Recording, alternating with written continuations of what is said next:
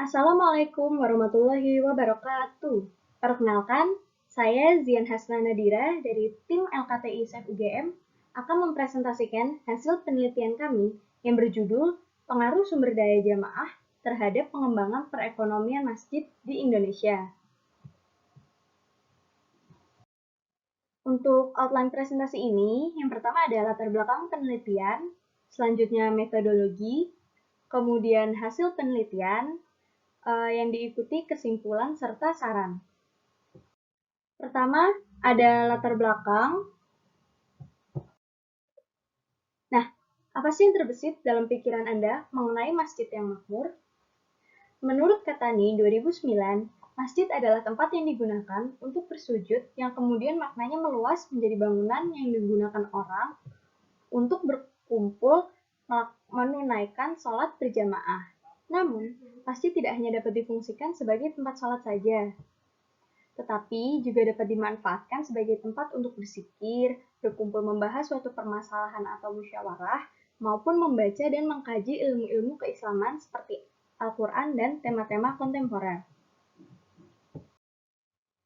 Sebuah interpretasi yang didasarkan pada hadis Syahih Muslim Dr. Asrar Mabul Faza MA menyebutkan fungsi masjid ada 3, yaitu masjid adalah pusat kontemplasi atau zikrullah, masjid adalah tempat ritual atau sholat, dan masjid adalah pusat kajian keilmuan. Masjid yang makmur tentu dapat memenuhi ketiga fungsi ini. Dan agar dapat dikatakan makmur, tentu masjid tidak terlepas dari peran jamaahnya. Lalu, apa itu jamaah? Secara bahasa, dapat dikatakan bahwa jamaah merupakan sekelompok orang yang berkumpul dan memiliki satu tujuan. Jamaah juga berarti kaum yang bersepakat dalam suatu masalah. Jamaah pun memiliki dua sisi dimensi, yaitu vertikal atau perilaku ibadah jamaah dan horizontal atau hubungan antar manusia dan kesejahteraan hidup atas jamaah tersebut.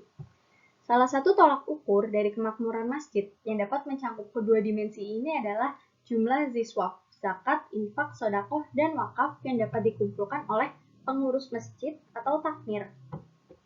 Oleh karena itu, kami mencoba melihat bagaimana pengaruh jumlah jamaah terhadap terkumpulnya jumlah siswa, terutama zakat di suatu masjid. Selanjutnya, kita akan masuk ke tahap metodologi. Nah, data penelitian ini merupakan data sekunder yang merupakan hasil dari program Wakaf Data Fosei nasional yang dilaksanakan awal tahun 2020 ini. Kemudian, dalam menganalisis bagaimana pengaruh jumlah jamaah terhadap pengembangan siswa masjid, indikator yang kami gunakan yaitu jumlah pengunjung atau jamaah masjid rata-rata, keadaan kegiatan pendidikan Quran, perekonomian, dan kepemudaan dalam masjid, karakteristik masjid secara umum, serta karakteristik dari takmir atau pengelola masjid. Nah, dari indikator ini, kami mendapat 10 variabel proksi. Nah, ke-10 variabel proksi tersebut ada zakat fitrah dalam kilogram, jumlah jamaah harian rata-rata, lokasi masjid, jenis masjid, daya tampung masjid, keberadaan kegiatan TPQ, keberadaan pengajian pemuda, usia takmir masjid, keberadaan BMT, keberadaan organisasi kepemudaan. Nah, metode analisis data yang kami gunakan adalah metode multiple linear regression yang dilengkapi dengan metode fixed effect untuk mengontrol karakteristik yang tidak bisa terobservasi pada multiple linear regression. Selanjutnya adalah pemaparan hasil. Hasil tahap pertama atau menggunakan metode regresi sederhana multiple linear regression, terdapat beberapa variabel yang signifikan mempengaruhi pengembangan masjid melalui zakat, yaitu ada jumlah jamaah, daya tampung, dan variabel dummy keberadaan kegiatan TPQ. Selanjutnya, dengan metode fixed effect, kami mengelompokkan variabel dengan memasukkan ciri khas dari masjid di setiap provinsi, masjid di setiap jenis, dan masjid di setiap lokasi untuk meminimalkan potensi bias. Hasilnya mengimplikasikan bahwa semakin banyak jumlah jamaah atau pengunjung masjid, maka akan semakin banyak jumlah zakat yang diterima sebagai proksi dari pengembangan masjid. Hal ini menunjukkan bahwa jumlah jamaah signifikan mempengaruhi jumlah penerimaan zakat.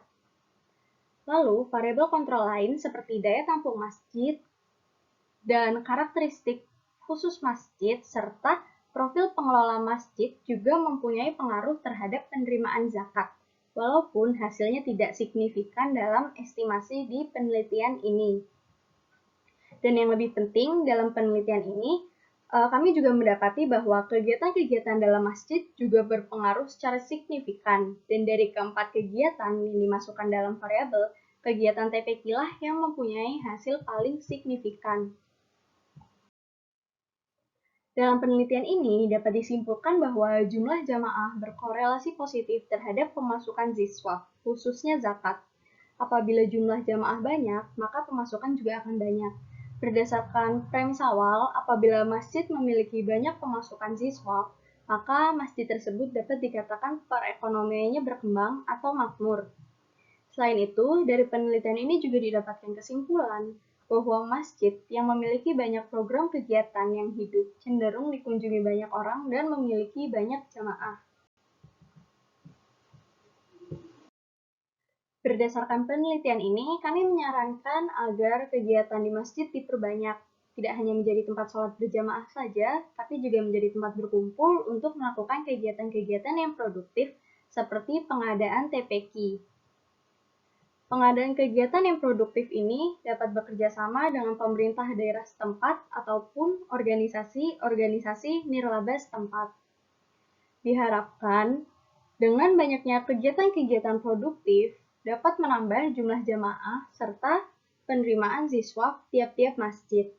Penerimaan siswa yang baik tentu dapat berdampak terhadap kesejahteraan ekonomi di lingkungan sekitar masjid tersebut. Kami juga menyarankan adanya kegiatan penelitian lanjutan mengenai dampak-dampak dari kegiatan-kegiatan masjid dan fasilitasnya terhadap banyaknya jamaah yang representasikan masjid tersebut makmur atau berkembang. Selain itu, profil pengelola masjid juga dapat diteliti lebih jauh karena mereka adalah ujung tombak pengembangan masjid selain masyarakat dan jamaah itu sendiri. Sekian dari tim kami, mohon maaf apabila ada kesalahan. Terima kasih atas perhatiannya. Wassalamualaikum warahmatullahi wabarakatuh.